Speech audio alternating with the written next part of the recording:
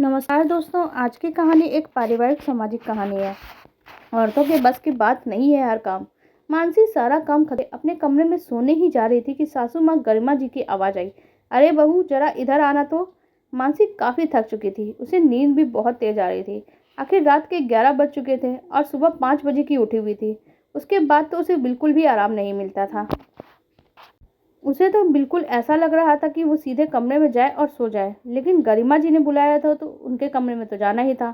नहीं तो छोटी छोटी बातों को पकड़ने वाली गरिमा जी पखेड़ा खड़ा कर देती और खुद तो चैन से सो जाती, पर मानसी की नींद खराब हो जाती। मानसी जब उनके कमरे में गई तो देखा पति राघव और देवर मनीष भी वहीं बैठे हुए थे। उन दोनों को वहां देखकर एक पल के लिए तो वो दरवाजे पे ही ठिठक गई। तीनों माँ बेटे एक साथ बैठे हैं, जरूर कोई ना कोई बात हुई है। शायद तीनों उससे पूछताछ करने के लिए यहाँ बैठे हैं। जब भी तीनों गरिमा जी के कमरे में एक साथ बैठे होते हैं, उसी समय मानसी अपने कमरे में उसे बुलाया जाता है और इससे जाहिर हो जाता है कि मानसी ने कोई ऐसा काम कर दिया जो उन लोगों की मर्जी के खिलाफ था। अब उससे पूछताछ की जाएगी। पिछले 5 महीने से मानसी इस बात को अच्छी तरीके से जान चुकी थी, क्योंकि उसके सामने कभी कोई बात की ही नहीं जाती थी। रिश्तेदारी में क्या चल रहा है, घर में क्या डिसीजन लिया जा रहा है, कौन आ रहा है, कौन जा रहा है, मानसी को इसके बारे में पता नहीं होता था। उसे सिर्फ इतना पता होता था कि उसे काम क्या करना है या स्कूल से आते समय बाजार से सामान क्या लाना है। अभी 5 महीने पहले ही उसका पोस्ट ग्रेजुएशन पूरा होते ही उसके पापा ने उसकी शादी राघव से कर दी थी। अपनी शादी के कुछ दिनों के बाद ही मानसी ने एक स्कूल में 15,000 रुपये में नौकरी ज्वाइन कर ली। उसके ससुराल में किसी को उसकी नौकरी करने से कोई एतराज नहीं था। हाँ, लेकिन अपनी मर्जी से खर्च करने पे बहुत एतराज होता था। उनके अनुसार पैसे टकों का रख रखाव करना मानसी को नहीं आता था। जब उसे पहली सैलरी मिली थी तो उसमें से कुछ पैसों की उसने मिठाई खरीदी थी। साथ ही गरिमा जी के लिए एक साड़ी भी खरीद कर लाई थी। जब उसने खुशी खुशी साड़ी लेकर गरिमा जी को दिखाई, तब गरिमा जी ने कुछ नहीं कहा। रात के खाने के समय उसने मिठाई भी सबको परोसी, तब सबने खा भी ली। लेकिन रात को जब वो अपना काम निपटा कर अपने कमरे में जा रही थी, तब गरिमा जी के कमरे में उसे बुलाया गया। तब भी राघव और मनीष उसके साथ कमरे में ही थे और गरिमा जी मुंह फुलाए पलंग पर बैठी हुई थी, जबकि दोनों बेटे उनके पास ही खड़े हुए थे। उसने कमरे में जाते ही राघव ने बोलना शुरू कर दिया। मानसी, मम्मी को यह बात बिल्कुल अच्छी नहीं लगी। तुमने बिना पूछे सैलरी खर्च कर दी, कम से कम एक बार तो पूछना चाहिए था। ये सुनकर मानसी ने हैरानी से गरिमा जी की तरफ देखा और फिर कहा, पर मैं तो अपने लिए कुछ भी लेकर नहीं आई हूँ। पहली सैलरी मिली थी तो सोचा घर में सबके लिए मिठाई ले चलती हूँ और फिर मम्मी जी के लिए साड़ी खरीद के लाई थी। मैंने सारी सैलरी भी खर्च नहीं की है, बस कुछ ही पैसे खर्च किए हैं। बाकी की सैलरी तो मेरे पास ही है। लेकिन भाभी, आप तो इस घर की बहू हो और इतनी बड़ी तो नहीं हो ओहदे में कि बिना पूछे ये सारे काम कर डालो। हम भी अपनी मम्मी से पूछे बगैर कुछ नहीं करते। देवर मनीष बीच में ही बोला। एक बार तो मानसी का मन किया कि बोल दे, देवर हो देवर बन के रहो। जब मेरा पति मुझसे सवाल जवाब कर रहा है तो आपको बीच में बोलने की जरूरत नहीं है। लेकिन उसने सोचा बेवजह बखेड़ा खड़ा हो जाएगा। मानसी राघव से कुछ कहने को हुई थी कि गरिमा जी फिर से बीच में बोल पड़ी। देखो बहू, तुम्हारा ये कदम बिल्कुल गैर जिम्मेदाराना था।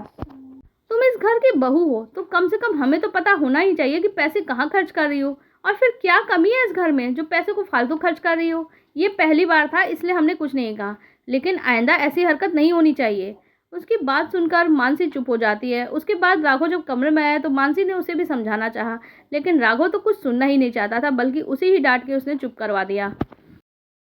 लेकिन हाँ, उसके बाद राघव ने उसका बैंक अकाउंट खुलवा दिया जो स्कूल के रास्ते में पड़ता था। जैसे ही सैलरी नकद के रूप में उसके हाथ आती, उसी समय आते समय मानसी को बैंक में उसे जमा कर देना होता और इसका नोटिफिकेशन भी राघव के ही फ़ोन पे आता। हाँ, ये जरूर होता था कि स्कूल से आने से पहले गरिमा जी मानसी को फ़ोन कर देती थी और सामान मंगवा लेती थी, और वो बात अलग थी कि यह खर्चा भी मानसी ही उठाती थी। गरिमा जी के कहने पे जो खर्च किए जाते थे उससे राघव और मनीष को कोई एतराज नहीं था।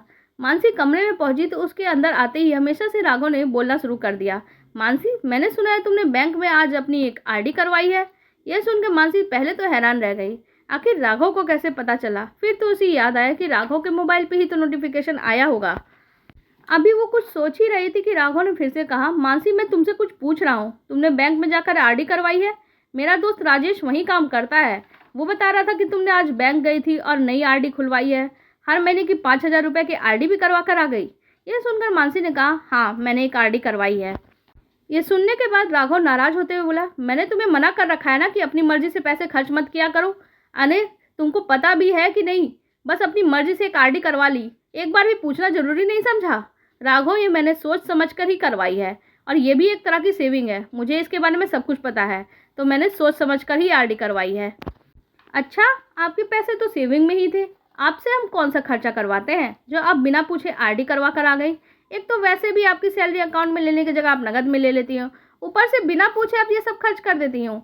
अब की बार देवर मनीष फिर से बोला, पर मानसी उसे जवाब देने की जगह राघव से कहती है, आरडी भी एक तरह का इन्वेस्टमेंट ही होता है और एक निश्चित अंतराल के बाद आपको पैसा इकट्ठा मिल जाता है, तो इसमें गलत क्या है। ऊपर से आपको ब्याज भी मिलता है। मुझे तो इसमें कोई बुराई नज़र नहीं आ रही है, उल्टा बचत ही हो रही है। हाँ, तो हम तुमसे कौन सा खर्चा करवा रहे हैं जो अब बचत नहीं होती थी। बचत के नाम पे कुछ भी कर रही हो। अरे हमारी तो हिम्मत भी नहीं होती थी कि अपनी मनमर्जी से हम एक पैसा भी खर्च कर दें। अरे औरतों की आदत होती है पति से छुपकर पैसा रखने की, लेकिन हमारी तो उतनी भी हिम्मत नहीं होती थी। लेकिन यहाँ देखो, ये सब औरतों की बस की बात नहीं होती। इस बार गरिमा जी फिर से बोली।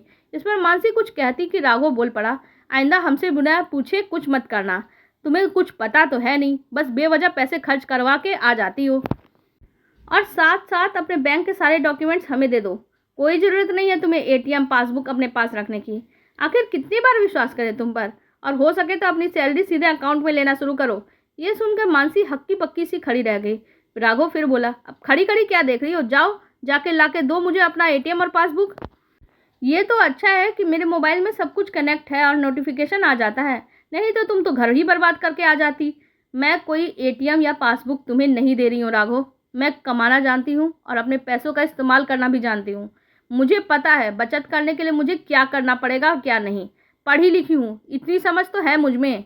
मानसी के मना करने पर तीनों और भी ज़्यादा गुस्सा हो गए। तब गरिमा जी बोली, बहू तुम्हें समझाया ना, ये सब औरतों की बस की बात नहीं है। इतनी सी बात तेरे दिमाग में घुसती नहीं है जो बेवजह बहस किए जा रही हो। माफ़ कीजिएगा मम्मी जी, आप लोग कहते हो ना कि आपके बेटे आपसे पूछे बगैर 1 रुपया भी खर्च नहीं करते, तो आप भी तो एक औरत ही हो। तो औरतों की बस की बात नहीं है ये कैसे कह रही हैं आप? आपके पास नहीं है ये बुद्धि। तब मनीष की तरफ मुड़ के वो फिर से बोली, और देवर जी, आपको कंट्रोल में रखना है ना, तो कल आपकी पत्नी आएगी तो उसको कंट्रोल में रखिएगा। मुझसे सवाल जवाब करने का आपको कोई हक नहीं है। और फिर राघव से बोली, और मैं कोई एटीएम कार्ड या पासबुक नहीं दे रही हूँ। बस कह दिया मैंने। मुझे भी अच्छे से पता है कि बचत कैसे की जाती है। इतना कहकर मानसी कमरे में चली गई। तीनों एक दूसरे की शक्ल बस देखते रह गए। दूसरे दिन मानसी ने अपना मोबाइल का नंबर अपने अकाउंट से कनेक्ट करवा लिया तो नोटिफिकेशन अब उसके मोबाइल पे आने लगा। इससे राघव और भी ज़्यादा नाराज़ हो गया। लेकिन इस बार मानसी ने किसी को भी मनाने की कोशिश नहीं की। हालांकि धीरे धीरे सब कुछ सामान्य हो गया, लेकिन मामले में यदि कभी मानसी को ताने सुनने मिल जाते थे तो मानसी ने इग्नोर करना सीख लिया था। जैसे ही इस बारे में बात होती, मानसी उठकर अपने कमरे में चली जाती और पीछे सब बड़बड़ा के ही रह जाते। आप लोगों को हमारी ये कहानी कैसी लगी कमेंट सेक्शन में जरूर बताइएगा। साथ ही वीडियो को लाइक कर दीजिएगा और हमारे चैनल को भी सब्सक्राइब कर लीजिएगा। धन्यवाद।